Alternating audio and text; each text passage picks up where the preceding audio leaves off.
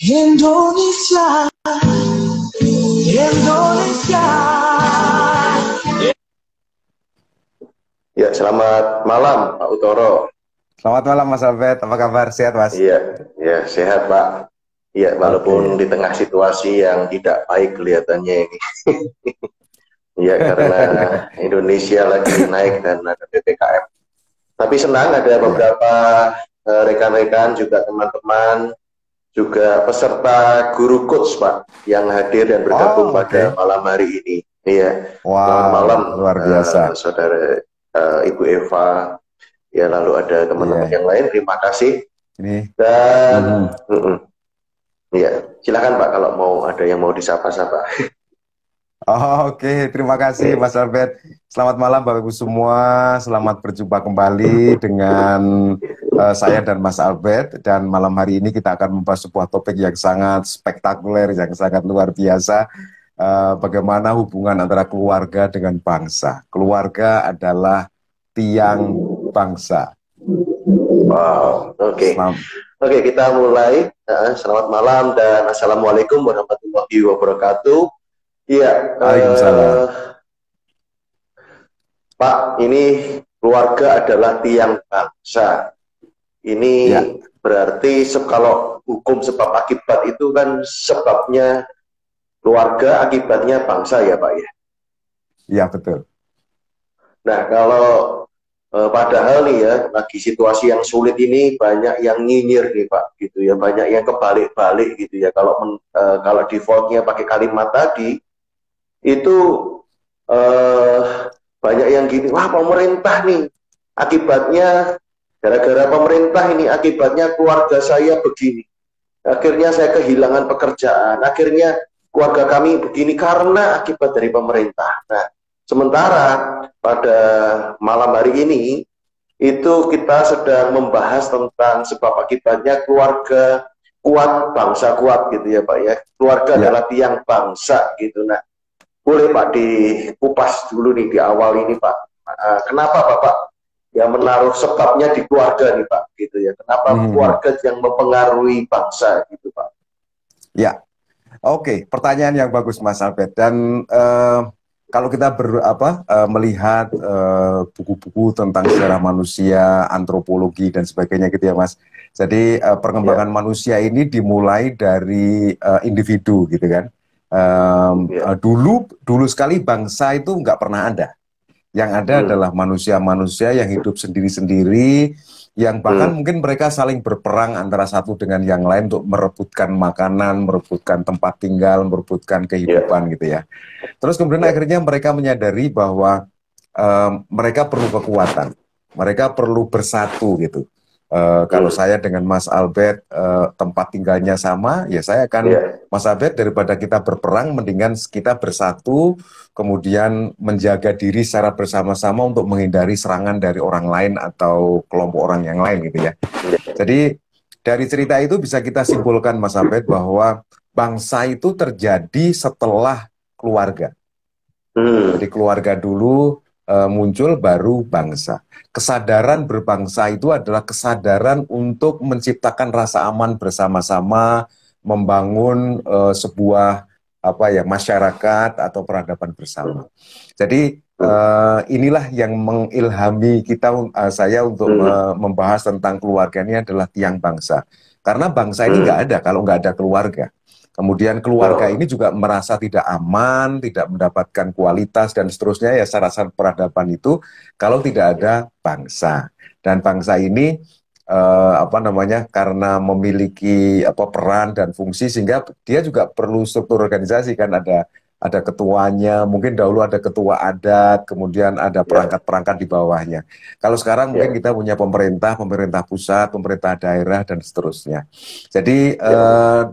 dari situ kita bisa melihat dan menyimpulkan bahwa memang bangsa ini adalah tersusun dari keluarga, sehingga tidak salah kiranya kalau keluarga ini disebut sebagai tiang bangsa, Mas.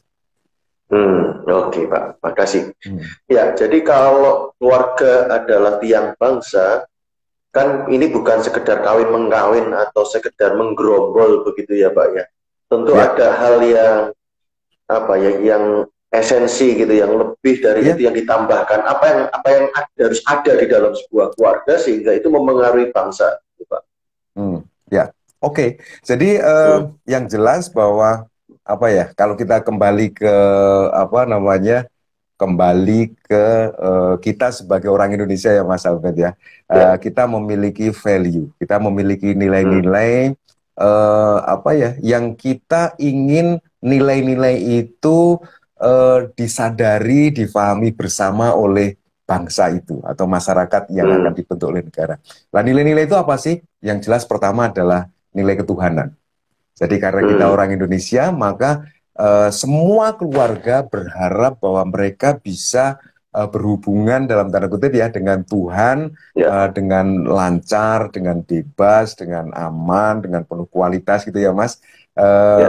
dan apa namanya, untuk mendapatkan kebebasan itu, maka mereka berharap mereka bisa berada di sebuah bangsa yang menghargai hal itu, atau nilai yang Hmm. pertama itu yaitu ketuhanan. Ya.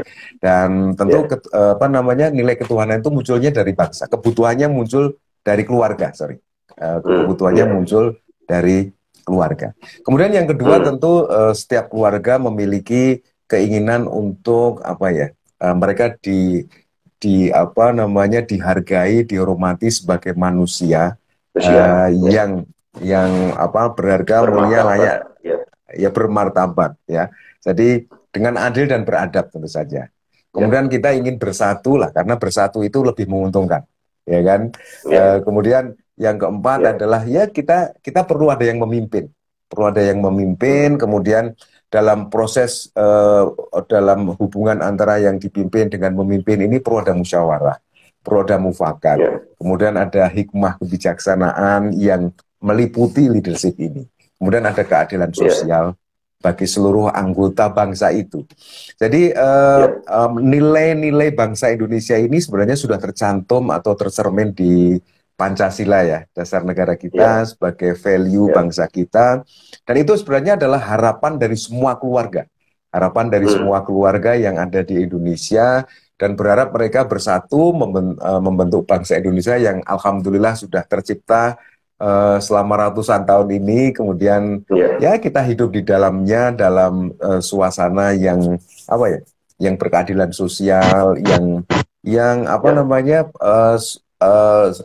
apa, hubungan antara pemimpin yang dipimpin atau pejabat dengan rakyat Hmm. yang apa namanya, baik gitu ya, kemudian menghargai satu dengan yang lain. Dan yang paling penting adalah kita diberi kebebasan untuk berhubungan dengan Tuhan Hmm. kita gitu ya, dengan sesuai Ya. Ya. dengan belief kita masing-masing. Itu Mas, dari Ya. pandangan saya. Ya. Ya. Ya.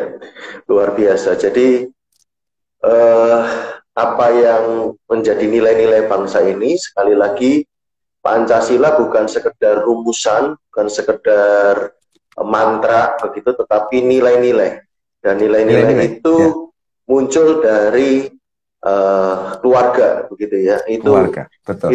itu dari keluarga terlebih dahulu begitu. Jadi Ya, itu yang Pak Utoro sampaikan ya. Jadi, ya. nah sekarang Pak, selain nilai-nilai ada lagi nggak Pak yang di dalam sebuah keluarga yang mempengaruhi berkaitan dengan sebuah bangsa ini Pak? Nah, ini apa yang menarik ya. Jadi di dalam Ya. sebuah bangsa itu sebenarnya tidak aja nilai-nilai. Ada Hmm. dua faktor yang lain, yaitu belief. Belief itu adalah Hmm. keyakinan gitu ya. Keyakinan ini Hmm. bukan keyakinan yang sempit ya Mas, dalam arti agama Ya. gitu ya. Tapi Ya. belief Ya. kita dalam bentuk mindset. Belief ini kan Ya. apa namanya? Belief ini isinya ada tiga kan. Ada apa Hmm. namanya? Identity, kemudian Hmm. ada apa, power ya, Hmm. identity, power, dan yang satunya lagi adalah intention. Saya punya Hmm. intention, punya mimpi-mimpi, saya punya power, punya kekuatan, saya memiliki identitas. Saya adalah Hmm. titik-titik itu. Nah, Hmm. kemudian satunya Hmm. lagi adalah understanding. Understanding Hmm. itu pemahaman, apa-apa yang saya ketahui, apa-apa yang saya pahami, dan apa-apa yang saya maknai. Nah, ini Hmm. tiga hal inilah yang akhirnya belief, value, understanding inilah yang akhirnya membuat apa namanya, kenikmatan berbangsa gitu ya, tentang pentingnya bangsa, tentang pentingnya, tentang bermanfaatnya kita berada di sebuah bangsa.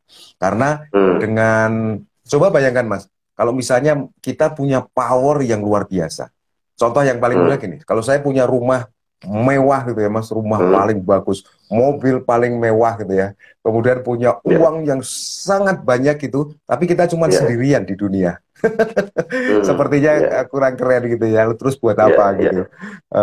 Dan sehingga berbangsa ini juga menjadi sesuatu yang apa ya, menjadi media bagi kita untuk menunjukkan identitas saya. Jadi ini menjadi sebuah hal yang menarik untuk kita bicarakan Mas, karena sebuah bangsa itu bukan sesuatu yang homogen gitu ya. Bangsa ini terdiri dari identitas-identitas yang berbeda-beda, tetapi mereka punya value yang sama, keinginan yang sama, dan mereka ingin hidup bersama dengan pemahaman yang mungkin berbeda-beda juga ya. Jadi belief dan pemahamannya berbeda-beda, tetapi mereka punya value yang sama. Lah value inilah yang diharapkan akan bisa menjadi pengikat atau perekat apa namanya, individu-individu yang ada di bangsa itu, Mas Alvin. Iya, Pak. Mungkin boleh ada contoh, Pak, berkaitan dengan belief, Pak, atau understanding ini, yang dinamika yang terjadi di keluarga dengan relasinya dalam sebuah bangsa, Pak. Identitas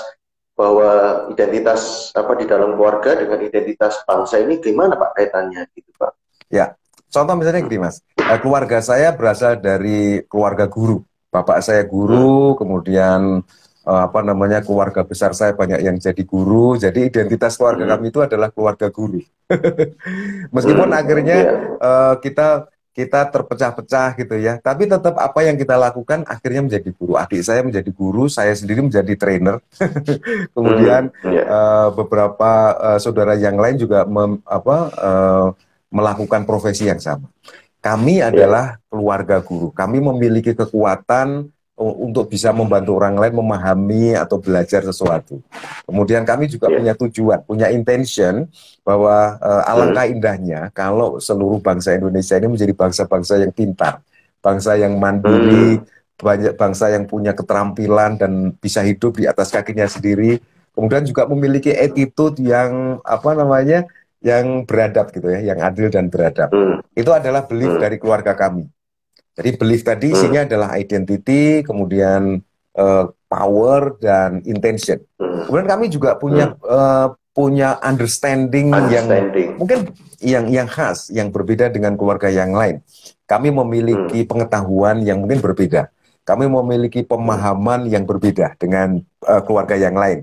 Kami mungkin juga memiliki pemaknaan yang berbeda dengan keluarga yang lain. Tetapi itu tidak ada masalah, karena kami memiliki value yang sama dengan para tetangga-tetangga kami. Kami memiliki value tentang ketuhanan, tentang kemanusiaan, tentang persatuan, tentang kerakyatan dan keadilan yang sama. Sehingga meskipun keluarga-keluarga yang ada di sekitar kami itu berbeda-beda, ada yang merupakan keluarga guru, ada keluarga entrepreneur, ada keluarga petani, ada keluarga dan sebagainya, tetapi tidak masalah, kita living in harmony, karena kita memiliki value yang sama. Contohnya mungkin seperti itu, Mas. Iya, iya. Jadi Pancasila ini sungguh mengagumkan, berarti bukan sekedar formula, bukan rumusan ya tadi, tetapi juga apa ya, semacam perekat ya. Jadi sebuah pembentuk. Jadi kalau misalkan tadi walaupun understanding berbeda, walaupun mungkin tadi beliefnya berbeda, ya tapi gara-gara tambah satu apa istilahnya, tambah satu unsur atau entiti Pancasila ini ya, kita maknai nilai itu ya, akhirnya bisa mewujud dalam menjadi Indonesia ini, bangsa Indonesia ini. Jadi luar biasa sekali gitu ya, bukan sekedar apa ya, padahal kan ini 250 juta orang nih, katakanlah ya 270 orang. Itu bayangkan, berarti untuk bisa sampai ada hari ini dengan understanding yang berbeda, dengan belief yang bervarian seperti itu berarti sangat benar-benar sakti gitu ya, Pancasila itu. Sakti betul, gitu betul, ya. Sangat sakti. gitu. sangat sakti. Iya.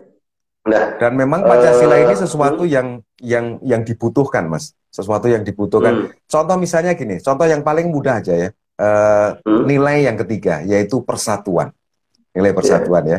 Eh, Bayangkan ya, kalau nilai persatuan ini ada, tetapi tidak ada yang hmm, disatukan, Mas. Tidak ada yang ya, disatukan. ya, ya, Jadi ya, akhirnya eh, ya nggak ada apa-apa gitu. Dan hmm, tapi betapa kalau kita punya kekuatan-kekuatan kemudian disatukan, ini menjadi kekuatan hmm, yang luar biasa. Kemudian contoh ya, yang lain misalnya tentang ketuhanan.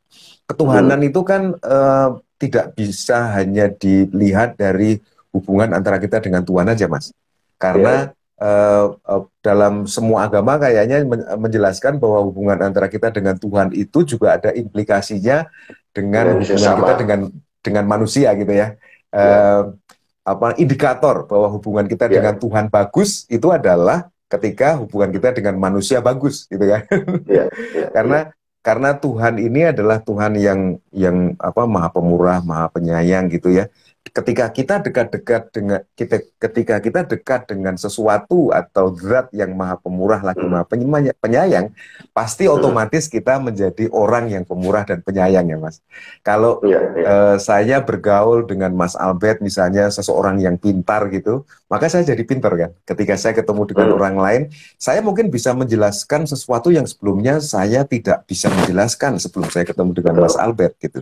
Jadi ya, ketika kita ya, berhubungan berketuhanan dengan Tuhan, maka indikator yang bisa kita lihat juga adalah bahwa orang itu berhubungan baik dengan orang lain. Artinya apa? ya, Kalau kita tidak berbangsa, bagaimana kita bisa mendapatkan indikator itu? Kalau misalnya kita hidup di hutan sendirian, Mas, hubungan kita dengan hmm, Tuhan bagus, tapi bagaimana kita bisa mengimplementasikan gitu ya?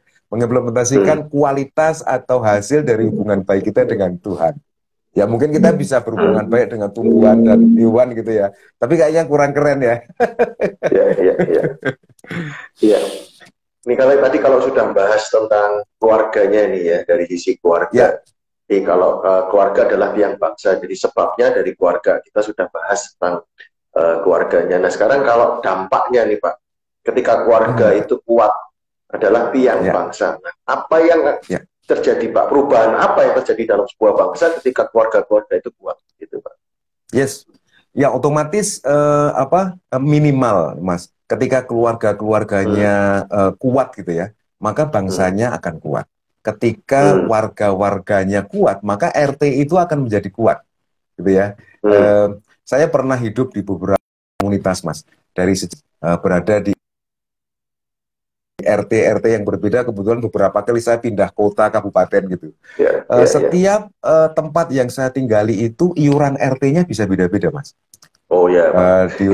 Di RT Ya, 1 iurannya sekian, ya. yang lain RT-nya sekian. Hmm, Dan saya bisa menyimpulkan bahwa semakin kuat warganya, RT-nya semakin kuat atau hmm, komunitas itu semakin semakin kuat. Finansialnya hmm, kuat, keamanannya kuat, hmm, kebersihannya hmm, kuat, kemudian hubungan antara satu dengan yang lain kuat, kegiatan beragamanya hmm, kuat kayak gitu. Ketika warga-warganya kuat gitu. Tetapi hmm, sebaliknya ketika warganya kurang kuat, maka kemungkinan besar hmm, hal-hal itu menjadi tidak kuat gitu, Mas, kira-kira. Jadi hmm, ya, artinya apa? Yang membuat bangsa ini kuat adalah keluarga itu atau elemen-elemen dari bangsa itu, Mas. Jadi kalau hmm, kalau kita mengatakan bahwa eh, saya kayak gini ini karena bangsa kita atau pemerintah kita yang bla bla bla bla bla itu hmm, secara logika gitu ya, secara logika itu adalah hmm, kebalik gitu. Secara hmm, logika adalah kebalik. ya, ya, Karena ya, semestinya gitu ya, semestinya kita hmm, yang butuh bangsa, kita yang butuh pemerintah gitu ya. hmm, Makanya ada banyak tokoh pendahulu kita yang mengatakan jangan pikirkan apa yang kamu terima dari bangsa pemerintah ini, atau ya, dari bangsa, tetapi apa yang kamu hmm, bisa berikan. dibalikan, Karena iya, karena bangsa itu yang bikin ya kita, kemudian ya, yang membutuhkan ya kita gitu. Sehingga hmm, apa bukan sesuatu yang perlu kita minta, tetapi apa yang bisa kita beri gitu. Apa yang bisa kita beri. Kayak kita sama rumah gitu ya, Mas. Kita bikin rumah. Itu yang butuh siapa, Mas? Kita kan, ya Mas. kita, hmm, Yang ya, butuh betul, kita. Maka yang bisa kita lakukan adalah bagaimana caranya setiap bulan, setiap tahun kita selalu menganggarkan biaya untuk memperbaiki rumah. merenovasi rumah, mengecat rumah, menanam tanaman-tanaman, menanam buah-buahan, dipasangi dengan lukisan-lukisan yang indah, diisi dengan meja kursi, dijaga kebersihannya setiap hari gitu ya Mas. Itu Ya. karena rumah yang membutuhkan kita, bukan rumah yang membutuhkan Hmm. saya. Nah, kalau Ya, kita ya. misalnya kita sedang kesusahan, kita sedang kesulitan, terus kita nyalain rumah, ya habis rumah kita kayak gini sih ya, ya itu Hmm. pola pikir yang kebalik ya. Ya, ya, ya, ya. Pola pikir yang kebalik. Dia perlu membaca buku berpikir terbalik, Mas. Iya, iya, iya. Buku berpikir Jadi terbalik. silakan kalau Bapak Ibu ya pengen belajar nih tentang berpikir terbalik, ya silakan menghubungi di IG-nya Pak Bisa Muhammad DM Utoro. saya. Iya, bisa DM ke Pak Utoro karena Pak Utoro ini Iya, iya. kelihatannya satu dari 3 penulis ya Pak ya. Betul Satu ya? dari 3 penulis, saya, Coach Istoto, Ya, dan Bro Wiryawan Sofian. Nah, kebetulan iya. buku yang ada di tempat saya stoknya udah habis, Mas. Per minggu kemarin, Oke. jadi nanti kalau teman-teman Ya. ada yang butuh, nanti akan saya forward ke Bro Istoto sama Bro Wiryawan Oke. Sofian. Karena kayaknya mereka masih punya stok dan mungkin beberapa saat lagi kita akan cetak ulang lagi, Mas. Kita udah Wow. beberapa Ya. kali cetak ulang dan alhamdulillah ludes. Bukunya Dan buku saya bersyukur masih kebagian yang cetakan terakhir masih, kemarin ya Pak di Shopee. Ya, jadi bisa didapat dari Shopee masih ya Pak? masih bisa dibeli Masih, dari ya. Shopee, dari Hmm, Tokopedia maupun dari Bukalapak juga ada. Silakan hmm. teman-teman bisa mengakses. Atau kalau mau mudah, silakan bisa kontak saya. Nanti saya Ya, ya. segera kirimkan. Jadi buku berpikir Oke. terbalik ini adalah sebenarnya buku berpikir normal, Mas. Tetapi buku Hmm. berpikir normal bagi orang-orang yang sedang pikirannya terbalik gitu. Sehingga mereka Ya. bisa kembali normal supaya supaya mereka supaya berpikir terbalik supaya normal gitu Mas. Kayak tadi misalnya, kalau saya meminta sesuatu dari rumah ya kemon, nggak masuk akal kan Mas. Kalau saya Betul. meminta sesuatu dari bangsa ya kemon gitu ya nggak masuk Ya, akal. Mestinya saya ya, berpikir ya. bagaimana bangsa ini menjadi kayak rumah tadi Mas. Catnya bagus, ada tumbuh-tumbuhannya, ada bunga-bunganya dan seterusnya gitu. Ya, ya. Pak, itu tadi kalau disebut berpikir, pola pikir gitu ya, itu Mhm. kan kelihatannya juga bisa diartikan pemaknaannya ya Pak. Pemaknaannya, Pemaknaan. ya Ya. pemaknaannya berbeda begitu atau pemaknaannya terbalik gitu ya. Mhm. Betul ya Pak? Bisa dikatakan begitu nggak Pak? Iya, betul. Jadi ya, pola pikir itu ada 3 tadi, Mas. Ada pengetahuan, ada pemahaman, dan pemaknaan. Jadi pengetahuan itu adalah sesuatu yang saya ketahui. Mungkin dari Hmm, belajar, dari melihat, dari membaca hmm, buku, dari ikut training, dan sebagainya. Nah, hmm, pemahaman adalah pengetahuan yang dilihat dari beberapa sudut pandang. Saya hmm, saya mengetahui, tetapi karena pengetahuan itu kemudian saya amalkan misalnya, atau saya hmm, alami gitu ya, kemudian akhirnya hmm, saya melihat dari sudut pandang yang berbeda. Minimal 2 sudut pandang lah gitu ya, itu jadinya pemahaman. hmm, Jadi apa hmm. bedanya mengetahui dengan memahami adalah saya mengetahui dari sudut pandang yang berbeda-beda. Kemudian kalau Dan itu yang disebut, memaknai, hmm, ya, hmm. Jadi kalau maksudnya yang understanding memahami ya itu kalau memaknai, memahami understanding, tadi. betul. Ya, Understanding itu hmm, ada 3 Mas unsurnya. Jadi yang hmm, pertama adalah pengetahuan, yang kedua pemahaman, yang hmm, ketiga ya, pemaknaan. Pemaknaan. hmm, ya, Nah, ya, ya, pemaknaan ini adalah memberi arti atau memberi makna kepada apa yang saya ketahui dan pahami yang membuat saya menjadi lebih termotivasi untuk memperhatikan, melakukannya atau menyadarinya. hmm, oke.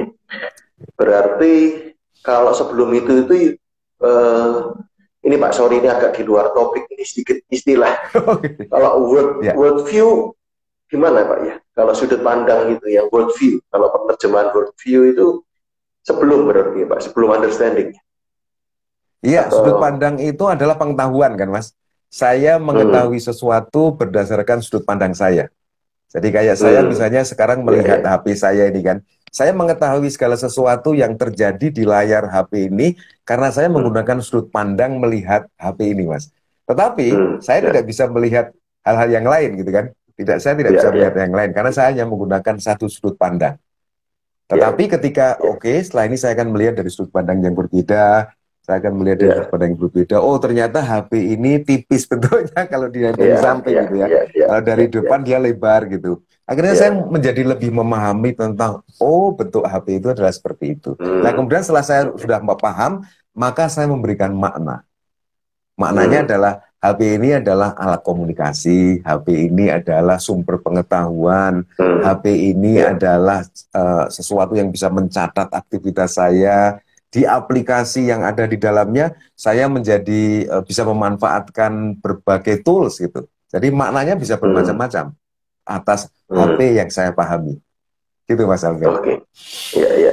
Ini walaupun sedikit di luar alur atau ini, tetapi menurut saya justru baik ya. Berarti untuk understanding, tadi kan dikatakan understanding keluarga bisa berbeda dengan understanding Bisa keluarga berbeda. lain atau tetangga. Yes.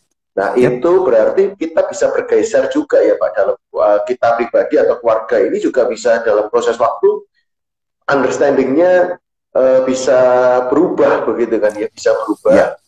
Nah, salah satunya tadi menarik ketika dijelaskan Pak Utoro tadi adalah sudut pandang ya Pak, tadi yang mudah dicontohkan handphone tadi ya. Berarti eh, apa ya, dalam relasi kita di dalam berbangsa ini adalah menarik sekali kalau kita tidak hanya dari satu sudut pandang, bisa Hmm. mencoba untuk lihat sudut pandang yang lain sehingga understanding kita bisa ya bisa berubah atau bertumbuh dengan lebih baik gitu ya, katakanlah lebih lebih tepat atau lebih bisa menyesuaikan gitu ya, lebih fleksibel begitu ketika kita bisa memiliki sudut pandang yang berbeda begitu. Hmm. Betul ya Pak ya prosesnya Yes. Betul understanding itu. sekali. Sehingga Yap. dengan itu juga akan kembali lagi kepada nilai-nilai persatuan Indonesia misalkan, itu jauh lebih bisa tertolong gitu ya Pak, bisa saling apa ya, Ya. ini mempengaruhi gitu ya, jadi Betul. nilai-nilai itu lalu understandingnya sendiri juga ketemu caranya gitu ya, bisa klop gitu ya Pak. Hmm. Betul, Iya, betul Mas Albert. Dan iya, kalau oke. kita bagi teman-teman yang mungkin pernah belajar tentang NLP, Neuro Linguistic Programming, Hmm, di sana ada sebuah teori atau presposisi yang berbunyi seperti ini. Setiap orang adalah model of the world. hmm, Jadi setiap orang adalah model of the world. Model of the world itu artinya apa? Setiap orang ini memiliki sudut pandang yang berbeda-beda dalam rangka mereka melihat dunia, Mas. hmm, Jadi iya, bagaimana saya melihat dunia, dengan Mas Albert melihat dunia, dengan orang-orang lain melihat dunia itu iya, berbeda-beda. Dan setiap iya, orang adalah model of the world. Dan kita hmm, tidak pernah bisa tahu 100% apa yang ada ketika Mas Albert melihat dunia. Mas hmm, Albert juga nggak tahu secara persis 100% seperti apa dunia yang ada dalam pikiran saya gitu. hmm, Sehingga ada sesuatu yang menarik ketika kita menjadi sebuah bangsa, Mas. Jadi untuk kita bisa memahami, melihat dari sudut pandang hmm, yang berbeda-beda itu, kita tidak perlu terlalu repot. Saya perlu melihat hmm, dari sudut pandang ini, sudut pandang ini, sudut pandang ini, sudut pandang ini. Kita cukup menanyakan aja dengan penuh penghargaan dan penuh penghormatan sudut pandang hmm, orang lain. Karena setiap orang adalah model of the world. Jadi kalau hmm, misalnya saya di sekitar saya ada 5 orang gitu ya Mas, 5 tetangga gitu, minimal saya bisa punya 6 sudut pandang. Sudut pandang saya hmm, sendiri, sudut pandang mereka. Dengan bertanya kepada Mas Albert misalnya, Mas Albert, hmm, apa pandangan atau sudut pandang Mas Albert tentang kesehatan, tentang hmm, entrepreneurship, tentang hmm, guru, tentang ya, belajar, tentang ya, apa kebangsaan dan sebagainya. Kemudian kalau kita open mind, menghargai Mas Albert, menghargai, menghormati hmm, Mas Albert, dan menghargai bahwa Mas Albert ini adalah model of the world, maka saya akan hmm, mendengarkan, saya akan hmm, mempelajari. Oh, hmm, ternyata dunia menurut Mas Albert seperti itu. Dan saya hmm, menjadi ya, punya pengetahuan baru, sehingga ya, saya bisa melihat dunia dari 2 sudut pandang nih, sudut pandang saya sama sudut pandang ya, Mas Albert. Ya. ya, Bayangkan kalau kita nggak punya ya. bangsa, Mas, kita hidup sendirian kayak gitu, kita mikir-mikir, eh, seandainya saya orang lain gitu ya, bagaimana orang lain melihat? Mungkin Ya, ya, sampai tentang hal ini, apa sudut pandang Mas Efe tentang hal ini, maka eh, saya mendapatkan pencerahan gitu, Mas, pencerahan dari ya, orang-orang yang ada di sekitar saya. Kemudian saya tinggal memaknai aja. Bagaimana pemaknaan ini juga bisa ditanyakan kepada orang lain, Mas. Apa sih, Mas Albert, makna Indonesia bagi Mas Albert misalnya? Kemudian Mas Albert menyebutkan Indonesia bagi saya adalah anugerah dari Tuhan. Oke, dan saya mungkin nggak pernah terpikir itu. Kemudian, wow, keren.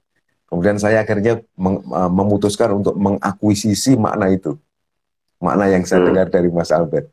Wah, benar, Indonesia adalah anugerah. Sebelumnya saya belum pernah memikirkan hal itu. Saya melihat Indonesia ini sebagai sumber daya, bukan anugerah. Gitu, Mas Albert. Ya, menarik. Dan kalau tadi bicara soal sudut pandang dan dalam skop yang lebih kecil, itu keluarga yang kita bicarakan topik pada malam hari ini, kan itu juga terjadi Pak, antara suami istri dan orang tua, anak orang tua, itu kan sangat apa ya, itu kan terjadi begitu ya, sudut pandang yang berbeda, pemahaman yang berbeda, pemaknaan yang berbeda. Dan menariknya itu rencananya September awal ya Pak, kita akan yang kita akan buat gitu ya, program untuk bagaimana orang tua menjadi coach gitu ya Pak, atau orang tua coach ya. Iya. Jadi kita ada rencana nih ya, bulan September kita akan buka semacam training atau kursus parenting gitu ya, dengan judul orang tua idola, atau bagaimana menjadi orang tua idola karena hal ini, Mas. Jadi tadi konsepnya adalah bahwa setiap keluarga bisa punya belief, bisa punya understanding yang berbeda-beda, tetapi ketika kita berada di sebuah bangsa atau masyarakat, maka value-nya sama. Nah, kemudian yang penting adalah, salah satu hal yang penting bagi orang tua ya, para orang tua, bahwa belief dan understanding itu bisa berbeda-beda gitu. Meskipun dia adalah istri saya, meskipun dia adalah anak saya gitu, tapi mereka punya hak, punya kebebasan untuk memiliki belief dan understanding yang berbeda. Itu yang paling penting, Kemudian yang kedua adalah membangun kesadaran kepada anak-anak kita, istri kita, keluarga kita, bahwa mereka boleh memiliki belief, memiliki understanding yang berbeda-beda, tetapi kita berada di sebuah keluarga yang memiliki value yang sama. Dan mari kita samakan value, mari kita perkuat value, mari kita engage value itu sehingga kita menjadi keluarga yang memiliki value yang bagus, yang kuat. Kita boleh punya belief yang berbeda, punya pandangan yang berbeda, punya pemahaman yang berbeda. Kalau misalnya saya pengen anak saya menjadi dokter gitu ya, ternyata anak saya pengen masuk teknik mesin. Dan sekarang udah lulus, alhamdulillah, teknik mesin. Ya silahkan gitu ya. Dia punya belief yang berbeda, punya identity, power, dan intention yang berbeda-beda. Karena dia juga model of the world. Kemudian dia juga mungkin punya pemahaman yang berbeda tentang segala sesuatu. Tetapi kita memiliki value yang sama di dalam keluarga itu. Kemudian mereka juga perlu kita ajarkan bahwa masing-masing keluarga, kita punya keluarga, tetangga kita punya keluarga, orang lain juga punya keluarga. Di RT kita ini saja ada 60 keluarga gitu ya. Mereka punya belief, punya understanding yang berbeda-beda, tapi mereka diikat oleh value yang sama. Demikian juga dengan Indonesia.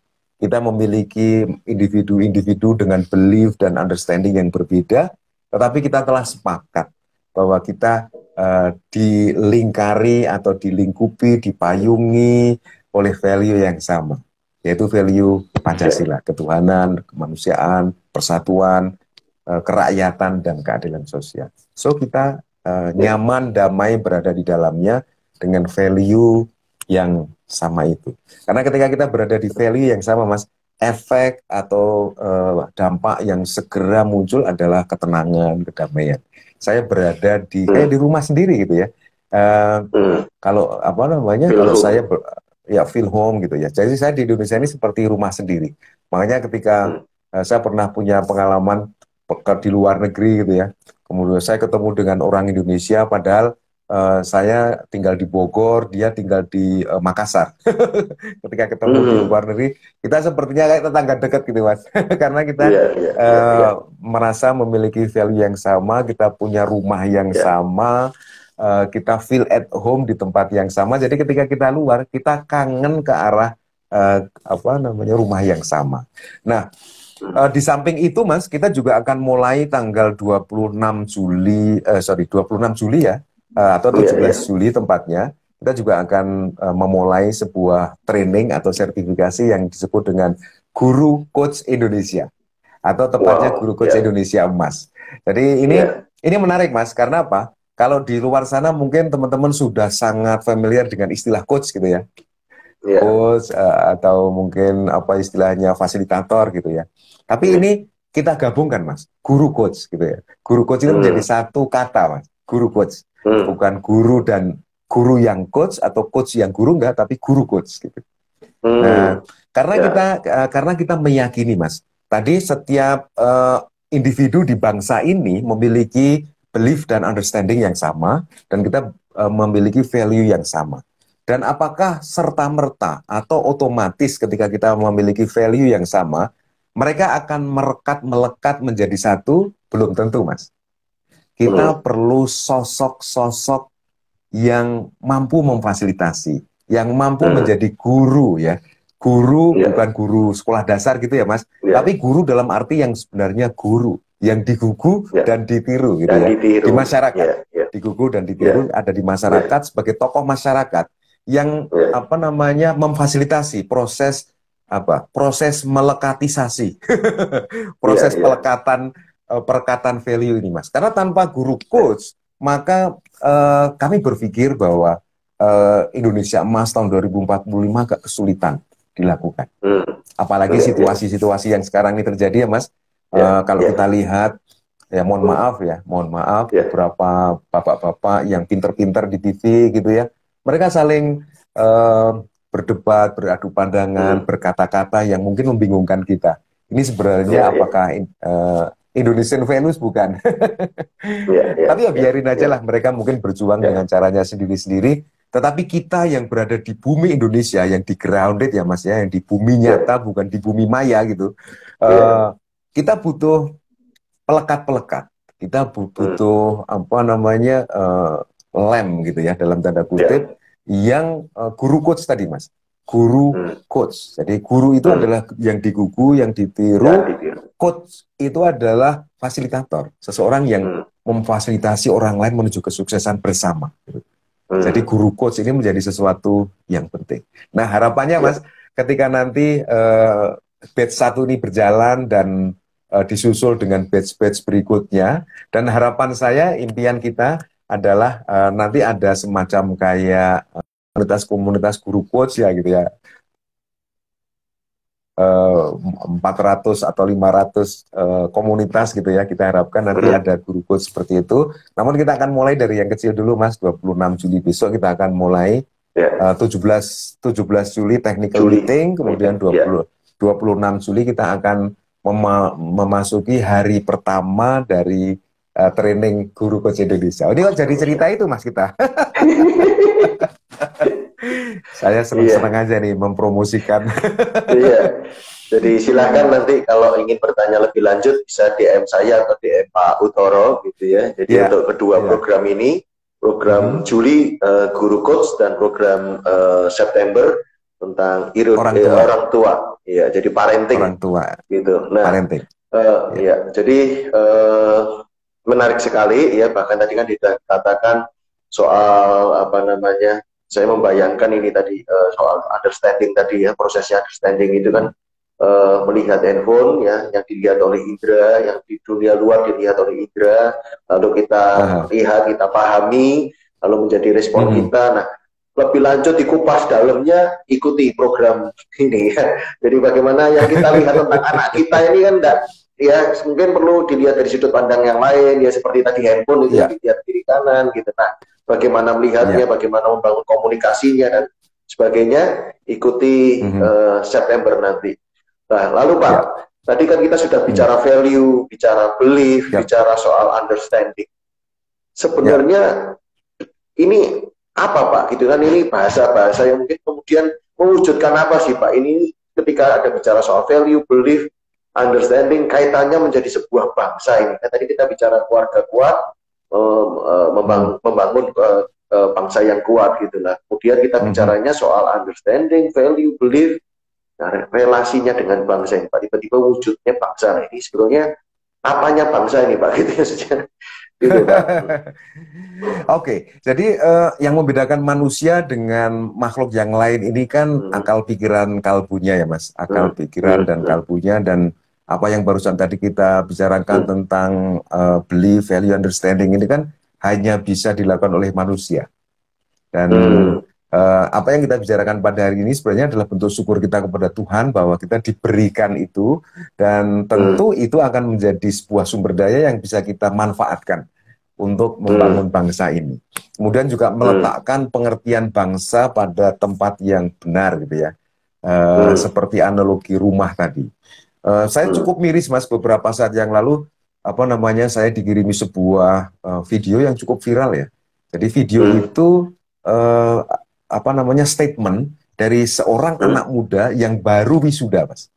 Seorang anak muda yang baru wisuda, dan dia masih mengenakan toga, masih menggunakan pakaian wisuda. Dan di video itu dia menagih janji. Menagih janji Pak Jokowi tentang 2 juta lapangan kerja yang nanti akan ada dan sebagainya gitu ya. Mirisnya saya adalah wow gitu ya. Ketika belief, value, understanding ini tidak dipahami dengan baik gitu ya. Jadinya seperti itu. Jadi saya meminta sesuatu pada rumah, bukan saya memberi pada rumah gitu yang dipikirkan. Nah, ketika anak-anak muda Indonesia memiliki mindset yang seperti ini, tentu bisa kita bayangkan, Mas, betapa istilahnya betapa lemahnya kita gitu. Nah, kita mau minta sama bangsa, sementara bangsa itu adalah sesuatu yang kita bangun gitu. Kemudian, kemudian kalau ketika kita mau meminta, katakanlah meminta itu oke gitu ya. Terus apa yang Anda sudah berikan? Karena antara meminta dengan memberi ini adalah sesuatu yang transaksional. Dan bayangkan Mas, kalau anak muda Indonesia ini punya mindset kayak gitu, bukan mindset mencipta, bukan mindset memberi, bukan mindset berprestasi gitu ya. Kita akan menjadi bangsa yang lemah karena kita hanya menunggu dari pihak eksternal gitu. Saya minta menjadi bangsa peminta-minta gitu. Saya meminta pemerintah, mana tanggung jawabnya untuk menciptakan lapangan kerja gitu. Itu adalah mindset meminta.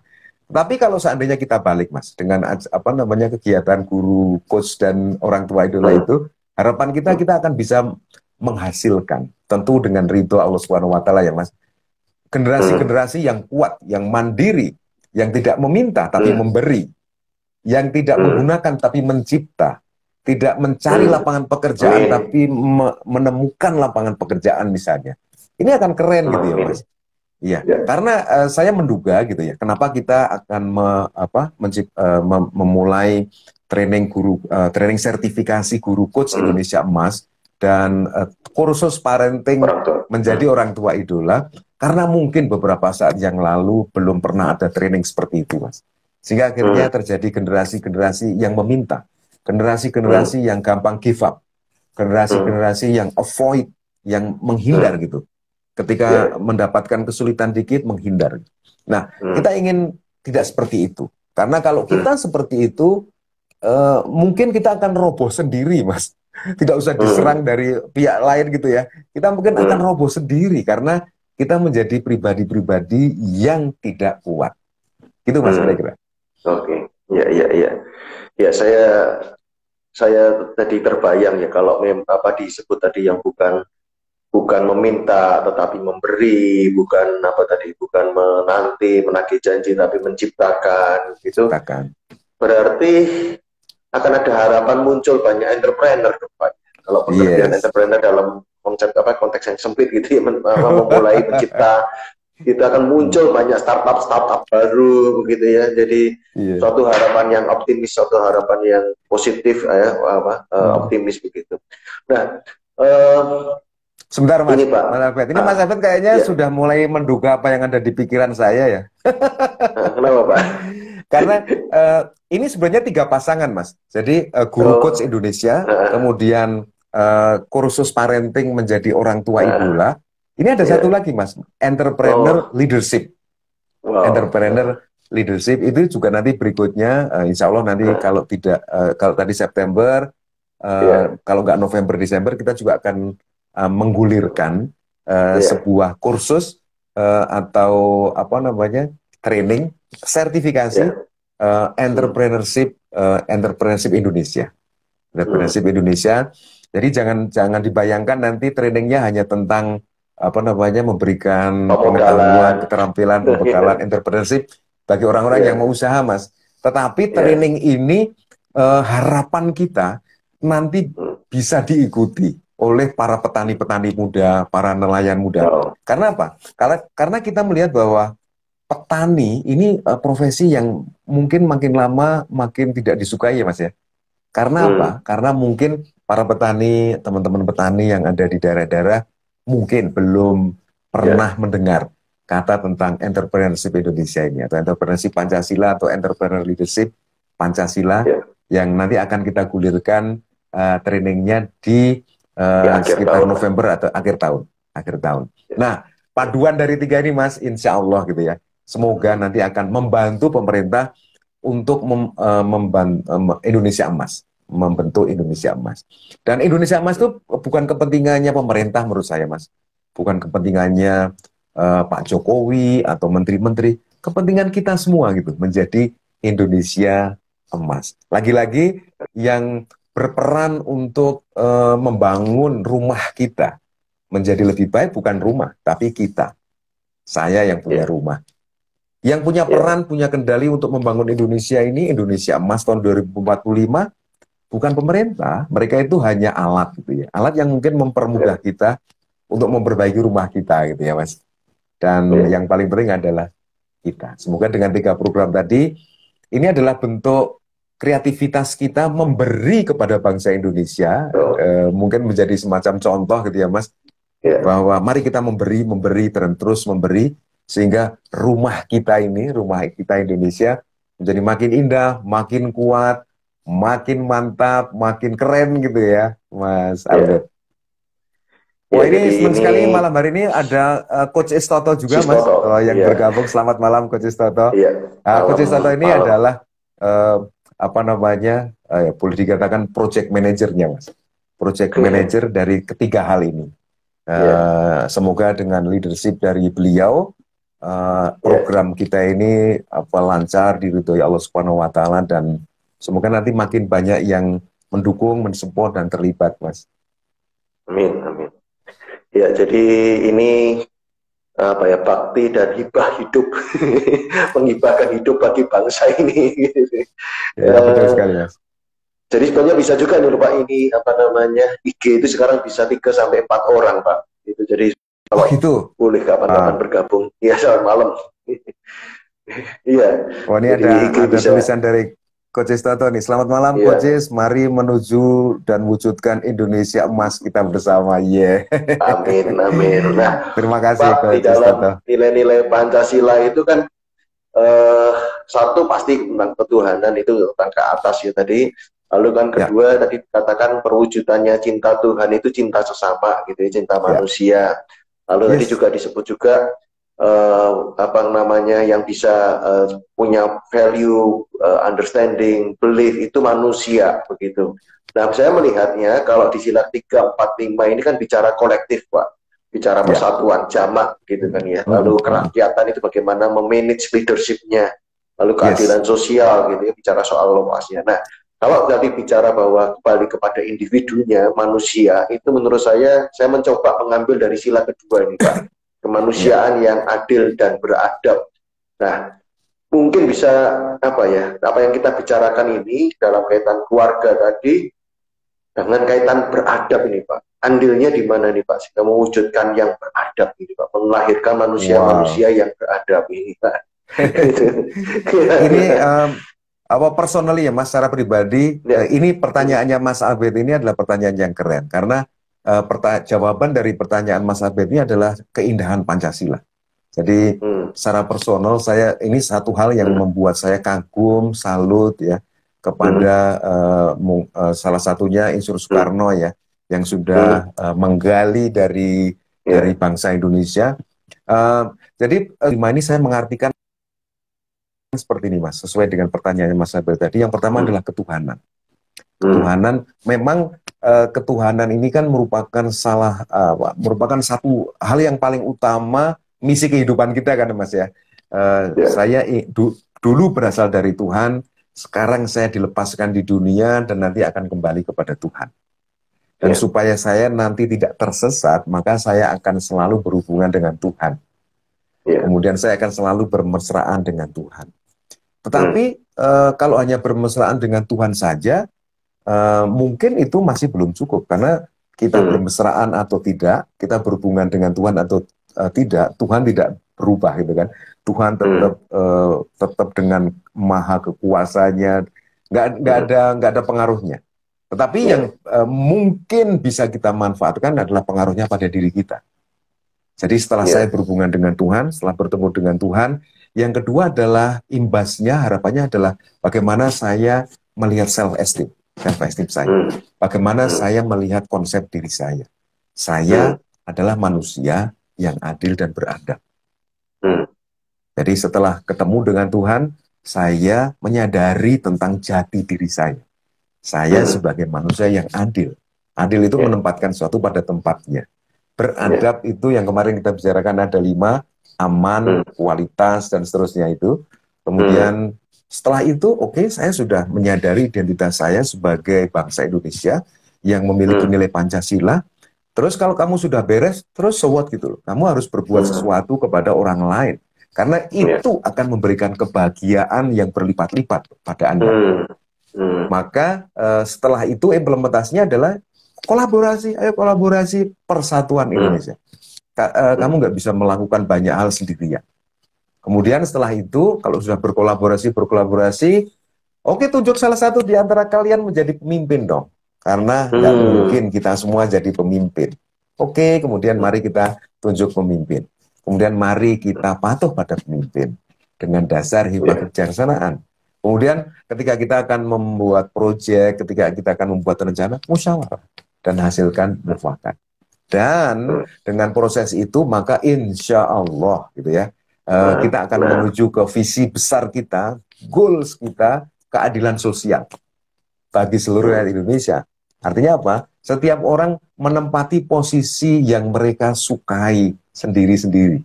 Saya menikmati posisi sebagai seorang trainer dan coach, kemudian yang lain menempati posisi yang lain dengan keadilan sosial kita sendiri. Saya merasakan keadilan sosial. Saya berada di sebuah komunitas di mana peran dan power saya berada di tempat yang tepat, Mas. The right man on the right place. Bukan orang yang menempatkan. Saya menempatkan diri saya the right man on the right place.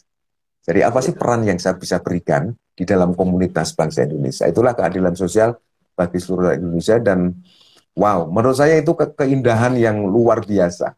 Jadi sudah berurut gitu Mas, dari 1, 2, 3, 4, 5. Terima kasih Mas Albert atas pertanyaannya.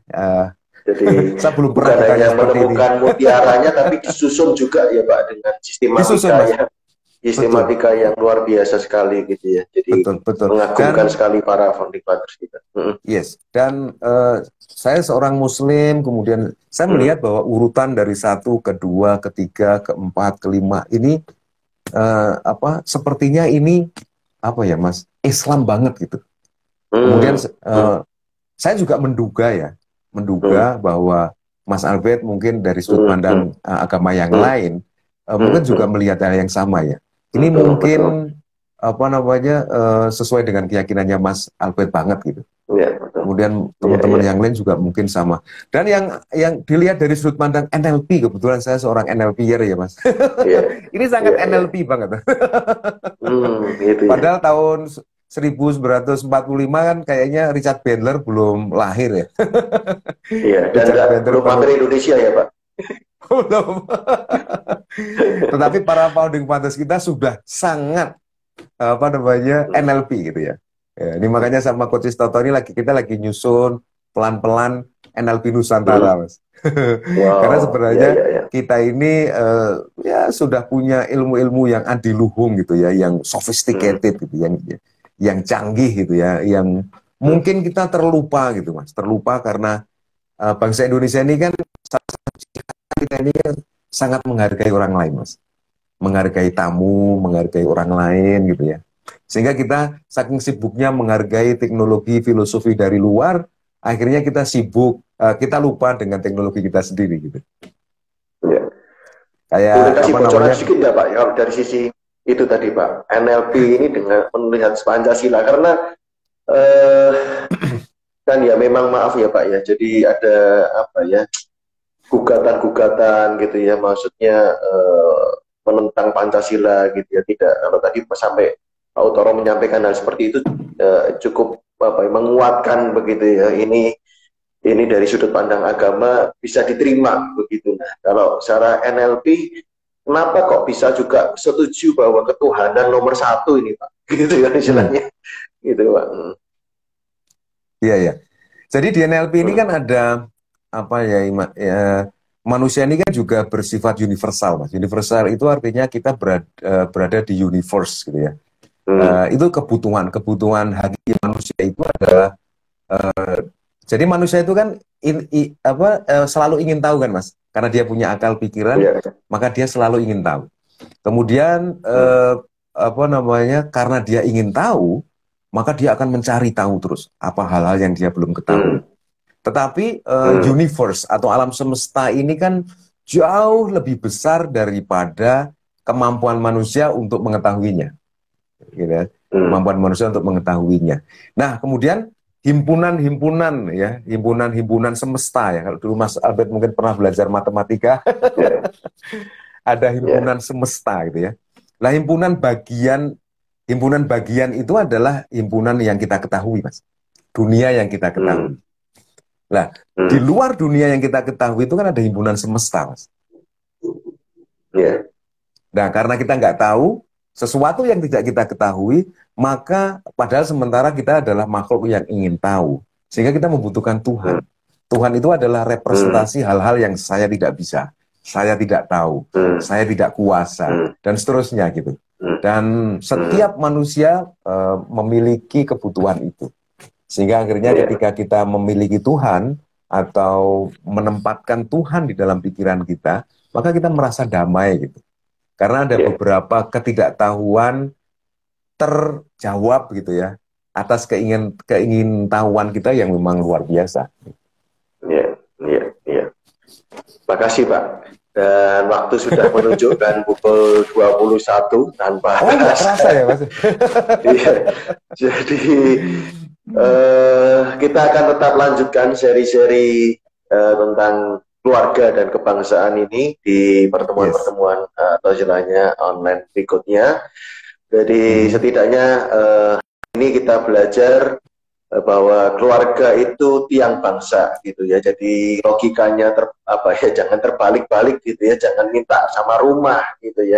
Jadi keluarga dulu gitu ya, keluarga kuat maka bangsa kuat gitu. Nah, Insya Allah. untuk eh, apa, dari keluarga ke bangsa yang kuat ini maka diperlukan apa istilahnya, ya sorry, bisa jadi ya kita punya understanding yang berbeda, kita bisa jadi punya belief yang berbeda, tetapi kita bersyukur karena kita punya nilai-nilai Pancasila, nilai-nilai yang jadi perekat, jadi yang membuat mewujudkan itu jadi bangsa Indonesia, jadi Indonesia. Nah, nilai-nilai Pancasila ini itu bukan dari mana-mana, yaitu sudah ada di Indonesia.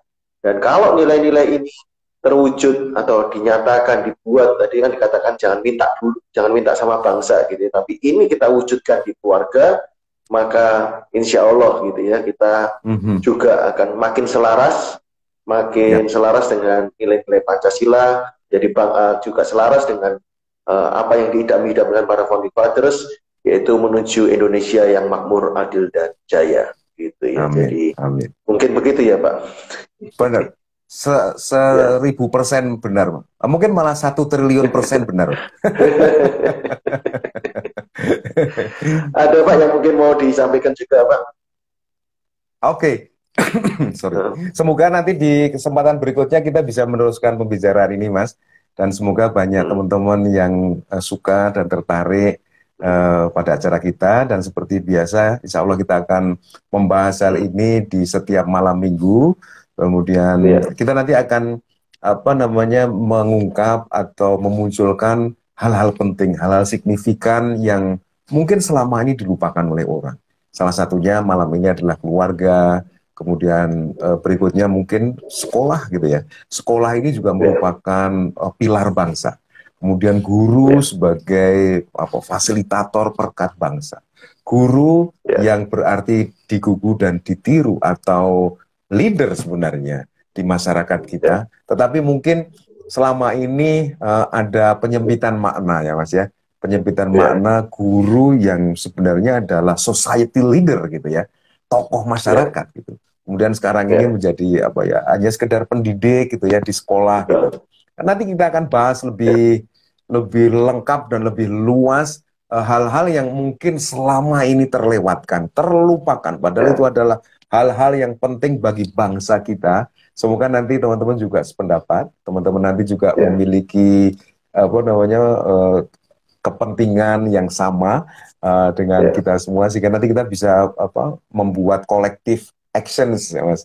Collective ya, ya, action minimal bagi teman-teman yang punya waktu, punya kelonggaran, energi dan biaya nanti bisa mengikuti training guru coach Indonesia atau kursus parenting menjadi orang tua idola dan entrepreneurship Nusantara.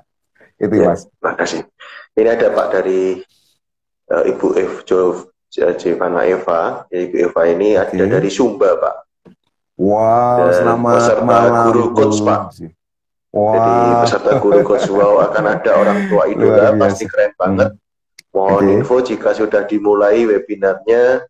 Saya Mhm. rindu untuk dapat banyak ya untuk dapat banyak itu wawasan dan terus belajar mempraktekkan. Begitu. Amin, amin. Wah, luar Ini biasa. juga ada Puri Wulan ya. Halo Coach Oh, Utoro, oke. ya. Dan halo, Oke. selamat malam juga Bu Wulan, ya. Ini juga Pak Selamat Erwin malam. baru bergabung. Malam Pak. Oke. Iya, iya. Terima Oke, kasih atas kehadirannya. ya, jadi kita akan ketemu lagi Sabtu depan Insya Allah, pukul 8 malam. Ya, 8 malam. masih di dalam topik di minggu-minggu ini kita akan tetap bicara soal keluarga dan kebangsaan. Gitu ya. Dalam konteks tadi hari ini yang kita buka dengan judul keluarga adalah tiang bangsa. Tiang Lalu bangsa. bagaimana dinamikanya, bagaimana prosesnya, kita akan bahas di pertemuan-pertemuan selanjutnya. Terima kasih Coach Sutoro untuk malam Terima hari kasih Mas ini Albert atas untuk kesempatannya. konten apa ya isinya yang sangat ya kenyang sekali gitu ya sangat daging Alhamdulillah. sekali jadi luar biasa Alhamdulillah. sekali menginspirasi sekali. Terima kasih banyak Mhm. Pak Utoro dan terima kasih Terima buat kasih. kawan-kawan yang bergabung. Tetap bisa kirimkan komen di postingan ini Instagram. nanti di IG ya Instagram atau di YouTube.